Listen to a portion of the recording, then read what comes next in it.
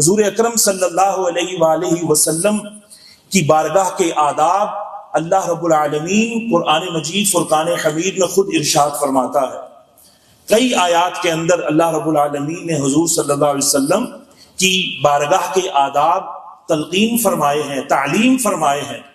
عزیزان محترم، آج فتنوں کی بھرمار ہے اور رنگ برنگے جدید نسل کے فتنے پھوٹ رہے ہیں۔ بجائے اس کے کہ مسلمان رسول اللہ صلی اللہ علیہ وآلہ وسلم سے اپنی غلامی مضبوط کرتے، حضور کے دامن کو مضبوطی سے تھامتے، حضور علیہ الصلوۃ والسلام کی محبت سے اپنے سر تا پا کو، اپنے پورے سراپا کو حضور کی سنتوں سے اپنے آپ کو آراستہ کرتے، حضور علیہ الصلوۃ والسلام کی اطاعت اور اتباع کے اندر شب و روز بسر کرتے۔ لیکن مسلمانوں کے اندر ایک طبقہ ایسا جو ہے وہ نکل پڑا ہے کہ جو اس بات کو کنٹروورشل بنا رہا ہے کہ حضور صلی اللہ علیہ وسلم کی آمد پر خوشی کرنی چاہیے یا نہیں کرنی چاہیے، حضور کو اختیارات ملے تھے کہ نہیں ملے تھے، حضور صلی اللہ علیہ وسلم جو ہیں وہ کچھ کر سکتے ہیں یا نہیں کر سکتے۔ تکڑیاں پکڑ لی ہیں، ترازو پکڑ لیے ہیں، حالانکہ دینے والی ذات حضور کو اللہ کی ہے، لینے والی ذات اللہ سے رسول اللہ کی ہے۔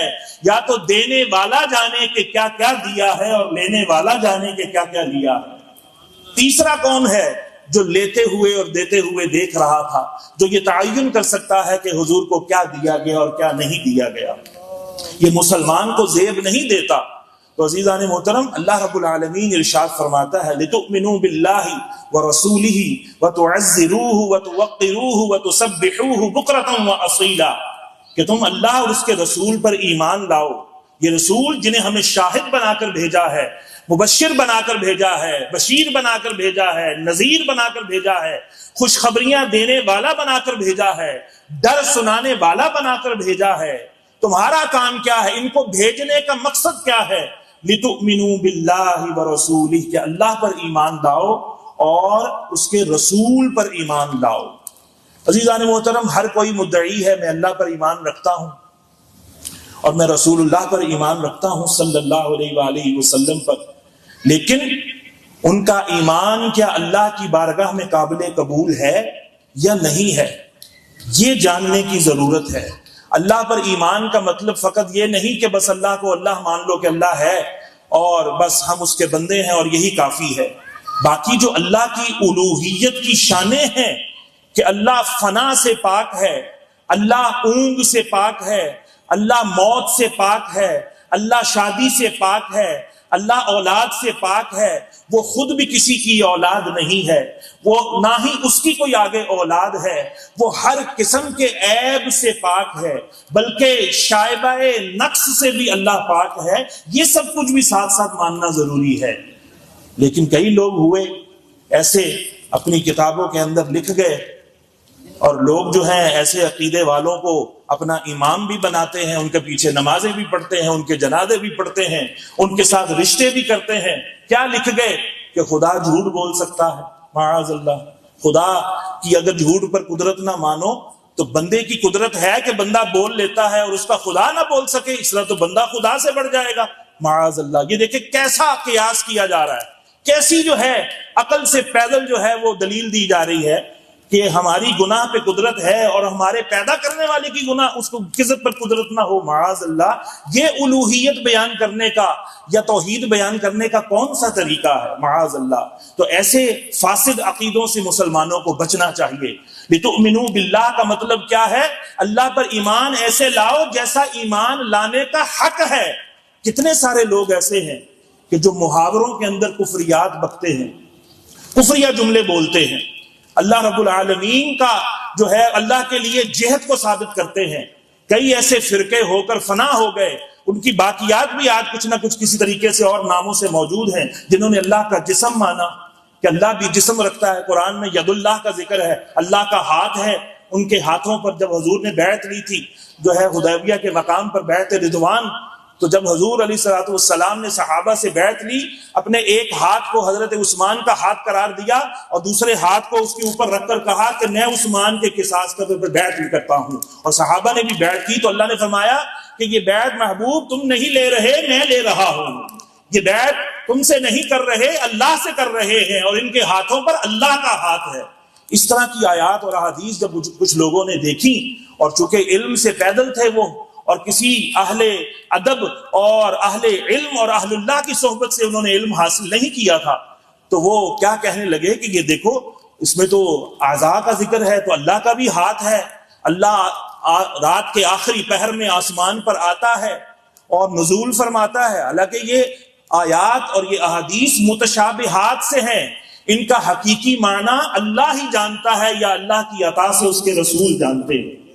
اس کو اپنی عقل سے ظاہر ترجموں کو پڑھ کر اور یہ مراد لے لینا کہ اللہ کا بھی کوئی ہاتھ ہے، اللہ کی بھی کوئی پنڈلی ہے جو وہ جہنم میں رکھے گا تو جہنم کی آگ ٹھنڈی جو ہے ہونا شروع ہو جائے گی۔ اس طرح حدیث میں ذکر ہے کچھ اس طرح کے کلمات کا، جس طرح حدیث قدسی میں ہے کہ اللہ فرماتا ہے میرا بندہ میرا قرب کیسے پاتا ہے، فرائض کی کثرت کر کے، پابندی کر کے، اس کے علاوہ نوافل کی کثرت کر کے وہ اتنا میرے قریب ہو جاتا ہے کہ میں اس کے ہاتھ ہو جاتا ہوں جس سے وہ پکڑتا ہے، اس کی آنکھ ہو جاتا ہوں جس سے وہ دیکھتا ہے، اس کے قدم ہو جاتا ہوں جس سے وہ چلتا ہے، اس کے کان ہو جاتا ہوں جس سے وہ سنتا ہے۔ تو جب اس طرح کے الفاظ حدیثوں میں دیکھے تو بعض لوگ کہنے لگے کہ اللہ کے کان بھی ہیں، حالانکہ عقیدہ توحید کیا ہے؟ اللہ سنتا ہے پر وہ کانوں سے پاک ہے، وہ دیکھتا تو ہے لیکن آنکھوں سے پاک ہے، وہ کلام تو فرماتا ہے لیکن منہ اور زبان سے وہ کیا ہے؟ پاک ہے۔ اللہ رب العالمین حاضر و ناظر، اللہ کے لیے یہ الفاظ بھی علماء نے بولنے سے منع فرمایا ہے کہ حاضر اور ناظر یہ رسول اللہ علیہ الصلوۃ والسلام کے لیے بولے جاتے ہیں کلمات۔ اللہ رب العالمین تو ساری کائنات کو گھیرے ہوئے ہے، اللہ کی قدرت ساری کائنات کا احاطہ کیے ہوئے ہے۔ جو حاضر ہے وہ کہیں حاضر ہوتا ہے اور کہیں غائب ہوتا ہے، تو اللہ تو غائب ہونے سے کیا ہے؟ پاک ہے۔ جو ناظر ہے، ناظر نظر سے ہے، نظر کے لیے منہ چاہیے، اللہ تو منہ سے بھی پاک ہے، اللہ تو آنکھ سے بھی پاک ہے، وہ دیکھتا ہے لیکن وہ منہ سے، وہ آنکھوں سے کیا ہے؟ پاک ہے۔ اللہ رب العالمین کا دیدار جنتیوں کو عطا ہوگا لیکن وہ بلا کیف ہوگا۔ اللہ رب العالمین کے محبوب فرماتے ہیں تم اپنے رب کو ایسے دیکھو گے جیسے 14ویں رات کے چاند کو دیکھتے ہو۔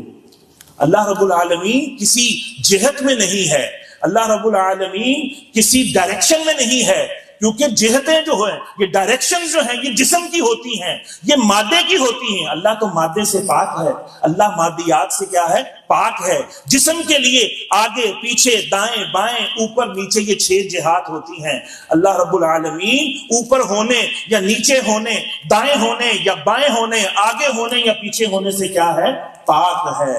اللہ رب العالمین کی حقیقت کو کوئی انسان جان نہیں سکتا۔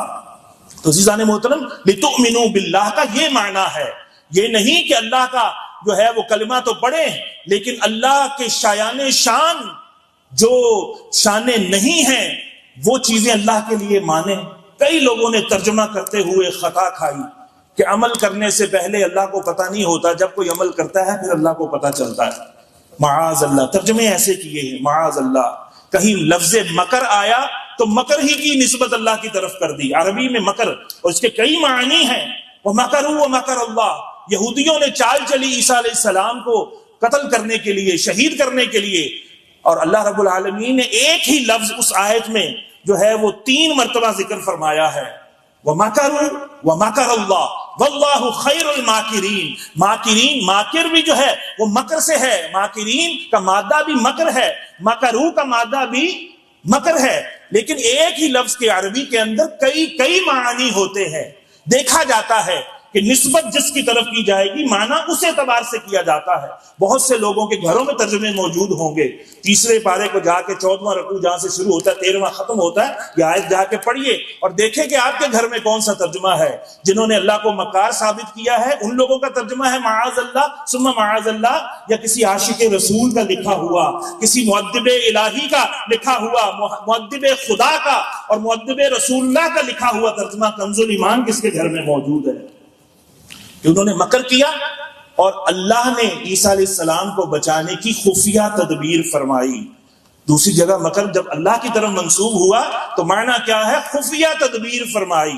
لیکن بہت سے خطا کاروں نے خطا کھائی اور منہ کے بل جا پڑے، اپنا بھی ایمان برباد کیا اور پڑھنے والوں کا بھی ایمان برباد کر گئے۔ اور کیا ترجمہ کیا کہ انہوں نے مکر کیا اور اللہ نے بھی مکر کیا، اور اللہ بہتر مکر کرنے والا ہے، معاذ اللہ۔ کسی نے لکھا انہوں نے چال چلی، اللہ نے بھی چال چلی، اللہ بہتر چال چلنے والا ہے۔ کسی نے داؤ بھائی مجھ سے داؤ کھیل رہا ہے، جس طرح ہم بولتے ہیں وہ داؤ نہ کر، دغا نہ کر، اس طرح کے الفاظ جو ہم اپنے کسی بڑے بھائی کے لیے، کسی معزز کے لیے بولنے گوارا نہیں کرتے اور معیوب سمجھتے ہیں، انہوں نے اللہ کے لیے ایسے الفاظ بول دیے، اور پھر بھی مدعی ہے، دعوے دار ہے کہ ہم مسلمان ہیں۔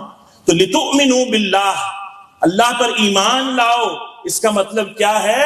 اللہ کو ہر عیب سے پاک مانو، کیونکہ وہ تو سبحان ہے۔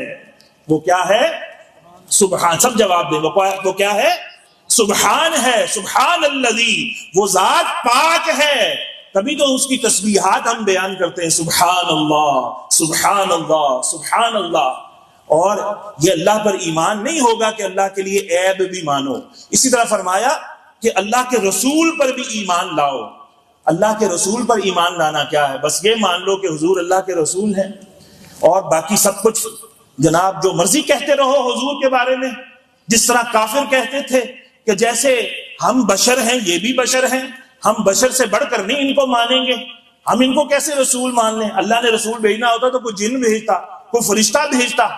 ان کے بھی 2 ہاتھ، ہمارے بھی 2 ہاتھ، ان کے بھی پاؤں، ہمارے بھی پاؤں، یہ بھی شادی کرتے ہیں ہم بھی کرتے ہیں، یہ بھی کھاتے پیتے ہیں ہم بھی کھاتے پیتے ہیں، یہ بھی بازاروں میں چلتے ہیں ہم بھی چلتے ہیں، تو اس سے بڑھ کر نہیں مانیں گے۔ یہ مشرکین کہتے تھے، کفار کہتے تھے کہ ہم انہیں جو ہے وہ یہ تو ہمارے جیسے بشر ہیں، یہ ہمارے جیسے بشر ہیں۔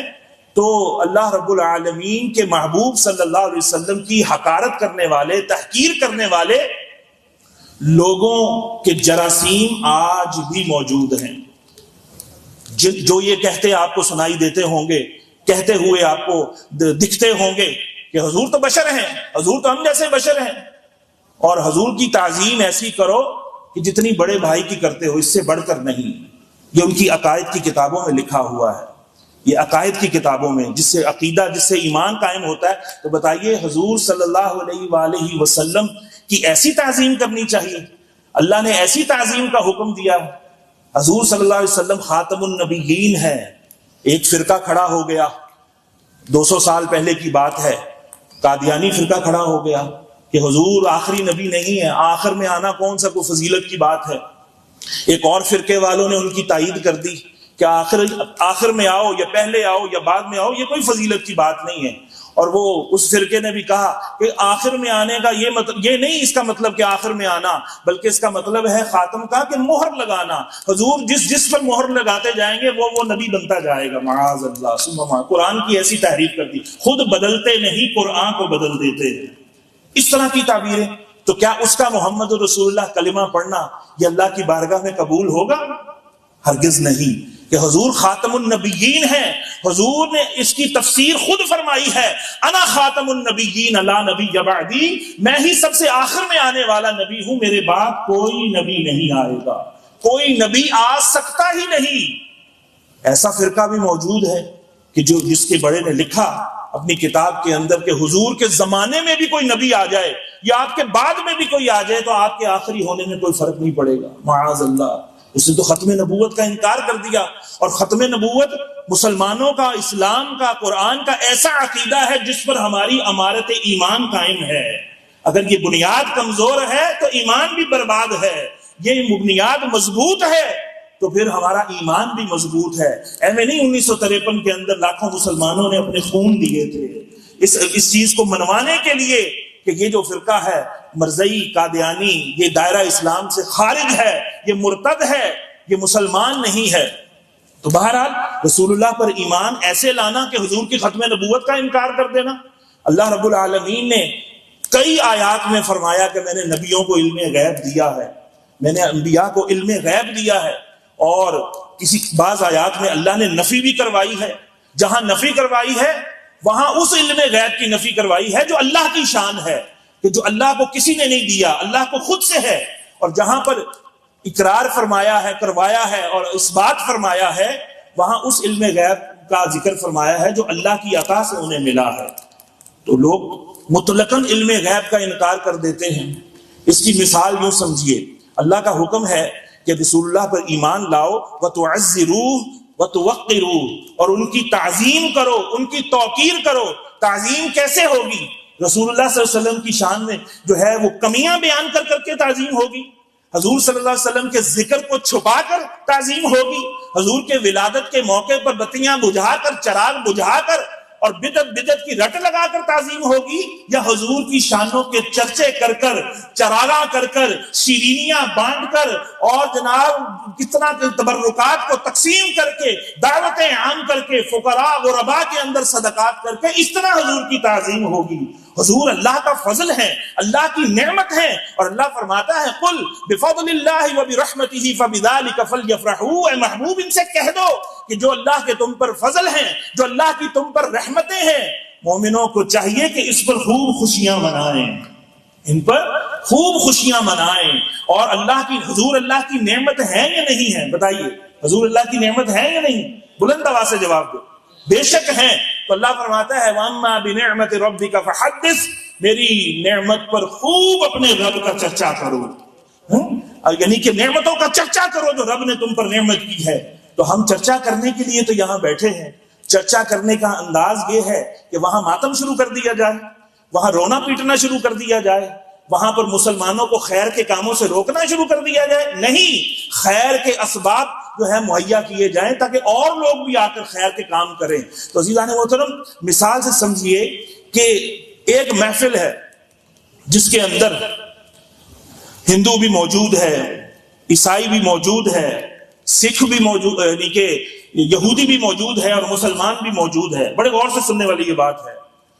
ایک محفل میں ہندو، عیسائی، یہودی، مسلمان سب موجود ہیں، اور باری باری ان کو موقع دیا جاتا ہے کہ کچھ کلمات کہو۔ تو ہندو آتا ہے اور وہ جناب کہتا ہے کہ میرا رام چندر وہ تھا جس نے سیتا کے ساتھ شادی کرنے کے لیے بہت بڑی کمان کو توڑ کر 2 ٹکڑے کر دیا۔ وہ اپنے رام کی جناب یہ فضیلت بیان کرتا ہے کہ جناب میرے مذہب کا جو بانی ہے، دیکھو اس کی طاقت کیسی تھی کہ اس نے کمان کو 2 ٹکڑے کر دیا۔ عیسائی کو موقع ملتا ہے کہ آؤ تم بھی کچھ بتاؤ۔ وہ کہتا ہے کہ میں اس مذہب سے تعلق رکھتا ہوں جس کے بانی عیسیٰ علیہ السلام ہیں، اور ان کو دیکھو کیسا کمال ان کے رب نے دیا تھا کہ وہ مردوں کو زندہ کر کے اپنا کلمہ پڑھا لیتے تھے، وہ مادرزاد اندھوں کو بینائی دے دیتے تھے، وہ کوڑ کے مریضوں کو ہاتھ پھیرتے مسیح علیہ السلام تو ان کو شفا مل جاتی تھی۔ میرے نبی ایسے ہیں، میں ایسے مذہب کا پیروکار ہوں۔ اس نے اپنے مذہب کی اور اپنے نبی کی تعظیم اور ان کی شان بیان کی۔ یہودی کو موقع ملا، یہودی آیا اور وہ کہنے لگا کہ میں اس مذہب یہود سے تعلق رکھتا ہوں اور جس کے بانی موسیٰ علیہ السلام ہیں، کہ جنہوں نے اپنے لکڑی کے عصا کو پتھر پر مارا تو پتھر سے پانی کے چشمے جاری ہو جاتے تھے۔ یہ ہے میرے نبی کی شان، یہ ہے ہمارے جو ہے وہ با اختیار نبی تھے۔ اور کسی وہ جو مسلمان صاحب موجود تھا اس کو موقع ملے کہ آؤ کہ تم بھی کچھ بتاؤ، اور وہ مسلمان آ کر کہے کہ میں اس نبی کا امتی ہوں اور اس مذہب کا پیروکار ہوں جس کے نبی کو دیوار کے پیچھے کا بھی علم نہیں تھا، معاذ اللہ ثم معاذ اللہ، جس کے نبی مر کے مٹی میں مل چکے ہیں، معاذ اللہ ثم معاذ اللہ، جس مذہب کے نبی کا وسیلہ پیش کرنا جس کا قرآن میں حکم ہے، وہ وسیلہ پیش کرنا شرک ہو جائے گا۔ ان کا میلاد مناؤ تو شرک ہو جائے گا، بدعت ہو جائے گی۔ ان کی میلاد کی خوشیاں مناؤ تو دائرہ اسلام سے خارج ہو جاؤ گے۔ وہ نبی تو ایسے ہیں جن کو کل کی خبر نہیں ان کے ساتھ کیا ہونے والا ہے۔ وہ نبی تو ایسے ہیں کہ ان کی حیثیت ڈاکیے کی طرح تھی، کہ وہ جس طرح ڈاکیا ڈاک لے کر آتا ہے اور جس کی ڈاک ہوتی اس کو دے کے چلا جاتا ہے، بقیہ اس کا کوئی کام نہیں ہوتا۔ تو ہمارے نبی بھی آئے، قرآن پکڑا کر چلے گئے، بس اس سے زیادہ ان کی تعظیم نہیں کرنی، ورنہ اللہ سے ملا دو گے، اور اللہ سے ملا دیا تو کافر و مشرک ہو جاؤ گے۔ تو پھر سننے والے کیا کہیں گے کہ بھائی جس اسلام کے تم پیروکار ہو اس اسلام کو ہمارا دور سے ہی سلام ہے۔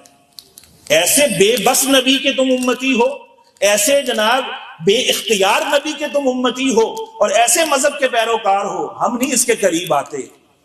بتائیے اس طرح سے رسول اللہ صلی اللہ علیہ وسلم کی، اسلام کی، قرآن کی تعظیم ہوگی یا توہین ہوگی؟ بولیے۔ وہاں تو ایسا عاشق ہو کہ جو آ کر کہے جس نے قرآن عاشقوں سے پڑھا ہے، جس نے قرآن ادب کرنے والوں سے پڑھا ہے، بے ادبوں سے نہیں پڑھا، گستاخوں سے نہیں پڑھا، وہ آ کر کہے گا او زیادہ بات نہ کرو اے ہندو، تم کہتے ہو تمہارے رام نے سیتا سے شادی کرنے کے لیے بڑی کمان کو توڑ دیا، اپنی کمان اپنے پاس رکھو، میں اس نبی کا امت ہوں، میں اس نبی کا امتی ہوں جسے اس کے رب نے اتنا اختیار دیا کہ زمین تو کیا اس کا اختیار آسمانوں پر بھی چلتا تھا۔ انہوں نے، تمہارے اس رام نے کمان کو توڑ دیا، میں اس نبی کا امتی ہوں جنہوں نے اپنی انگلی سے چاند کو 2 ٹکڑے فرما دیا ہے۔ بلند آواز سے سبحان اللہ، حضور کی شان سن کر کہیے سبحان اللہ۔ تمہارے نبی علیہ الصلوۃ والسلام نے تو مردوں کو زندہ فرمایا، وہ مردے جن میں ایک مرتبہ اللہ نے پہلے روح ڈالی تھی اور پھر نکال لی تو پھر ان کو زندہ کر کے کلمہ پڑھایا۔ میرے نبی وہ ہیں جنہوں نے ان چیزوں کو کلمہ پڑھا دیا جن کے جسموں میں روح بھی نہیں ہوتی تھی۔ میرے نبی نے سوکھے تنے کو کلمہ پڑھا لیا، بلکہ اس سے اپنی ذات سے عشق کرنا سکھا دیا کہ جب منبر بنا اور استوان حنانہ کو چھوڑ کر حضور نے منبر پر خطبہ دیا تو چیخیں مار مار کر وہ کھجور کا تنا ہچکیاں لے لے کر رونے لگا، یا رسول اللہ صلی اللہ علیہ وسلم آپ نے مجھے چھوڑ دیا، اور اس منبر پر تشریف لے گئے۔ حضور علیہ الصلوۃ والسلام نے اس کی ہچکیاں سنی۔ بتائیے کوئی درخت ہچکی لیتا ہے؟ اس میں روح ہوتی ہے؟ اسے کیا پتا کہ فراق کیا ہے اور وصل کیا ہے، جدائی کیا ہے اور ملاق کیا ہے؟ لیکن رسول اللہ صلی اللہ علیہ وسلم اس سے ٹیک لگا کر خطبہ دیا کرتے تھے۔ حضور کے جسم مبارک کی صحبت ایسی نصیب ہوئی کہ اس کے اندر بھی عشق پیدا ہو گیا، اس کے اندر بھی محبت پیدا ہو گئی، اس کے اندر بھی حضور کی الفت اور انسیت پیدا ہو گئی۔ حضور نے فرمایا کیا چاہتا ہے؟ کہنے لگا جنت میں آپ کی رفاقت چاہتا ہوں۔ حضور نے اسے بشارت دی کہ کل جنت میں تو ہمارے ساتھ ہوگا۔ کھجور کا تنا، شان تو ایسے بیان کی جاتی ہے رسول اللہ علیہ الصلوۃ والسلام کی۔ میرے نبی پاک وہ ہیں، ان کا کلمہ میں نے پڑھا ہے، ان کا میں امتی ہوں، ان کے دین کا پیروکار ہوں، جنہوں نے درختوں اور کنکروں سے بھی کلمہ پڑھوا لیا۔ ہمارے نبی تو ایسے ہیں۔ بتائیے ایسے تعظیم بیان ہوگی یا شان بیان ہوگی حضور کی، یا ایسے بیان ہوگی جیسے کہ پہلے والے منکر اور مرتد قسم کے بندے نے جو ہے شان بیان کی تھی؟ وہ کہے گا، وہ عاشق کہے گا اے یہودی ٹھیک ہے، ہم موسیٰ علیہ السلام پر ایمان رکھتے ہیں، ہم اس پر ایمان رکھتے ہیں کہ موسیٰ علیہ السلام نے پتھر پر عصا مارا اور وہاں سے 12 چشمے جاری فرما دیے۔ پتھروں سے تو پانی جاری ہوتا ہی ہے، یہ اللہ کی عادت جاریہ ہے، اللہ کی سنت جاریہ ہے کہ اللہ رب العالمین نے قرآن میں ذکر فرمایا ہے کہ کچھ پتھر ایسے ہیں جو پھٹ جاتے ہیں خوف خدا میں تو اس سے چشمے جاری ہو جاتے ہیں، کچھ خوف خدا سے گر جاتے ہیں جس طرح لینڈ سلائیڈنگ ہوتی ہے۔ یہ کیا ہوتا ہے؟ یہ اللہ رب العالمین کی خشیت سے پتھر پہاڑ اپنی جگہ چھوڑ دیتے ہیں اور چشمے ان سے پھوٹ پڑتے ہیں۔ ہمارا ایمان ہے اس پر، موسیٰ علیہ السلام کے معجزے پر بھی ہمارا ایمان ہے۔ لیکن تمہیں بتاؤں کہ میں کس نبی کا پیروکار ہوں، میں نے کس نبی کا کلمہ پڑھا ہے کہ پتھروں سے تو پانی نکلا ہی کرتا ہے، اللہ کی عادت جاریہ ہے، لیکن یہ جسم جو ہے اس کے اندر تو خون دوڑ رہا ہے، اس سے تو پانی نہیں نکلتا۔ میں اس نبی کا پیروکار ہوں جس نے اپنی انگلیوں سے پانی کے چشمے جاری فرما دیے تھے۔ پانی کے چشمے اور انگلیاں ہیں فیض پر ٹوٹے ہیں پیاسے، جھوم کر ندیاں پنجاب رحمت کی ہے جاری، واہ واہ۔ اعلیٰ حضرت نے کیا خوب فرمایا کہ پنجاب رحمت، یہ 5 رحمت کی جو انگلیاں سے ندیاں جاری فرما دی حضور صلی اللہ علیہ وسلم، میں تو اس نبی کا پیروکار ہوں۔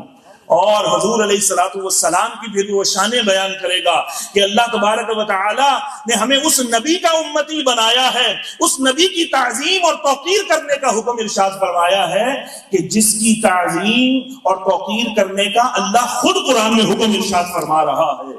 دنیا میں بڑے بڑے بادشاہ آئے، بڑے بڑے سلطنت کے حکمران آئے، ساروں نے اپنی بارگاہوں کے آداب خود تعلیم فرمائے، اور جیسے جیسے وہ جاتے رہے ان کے آداب بھی ساتھ ہی رخصت ہو گئے، لوگ ان کے نام و نشان بھول گئے۔ لیکن ایک بادشاہ اللہ نے دنیا میں ایسا بھیجا جس کو اللہ نے اپنا محبوب بنایا۔ اس بادشاہ کی بارگاہ کے آداب انہوں نے خود نہیں وضع کیے، اللہ رب العالمین نے وضع فرمائے۔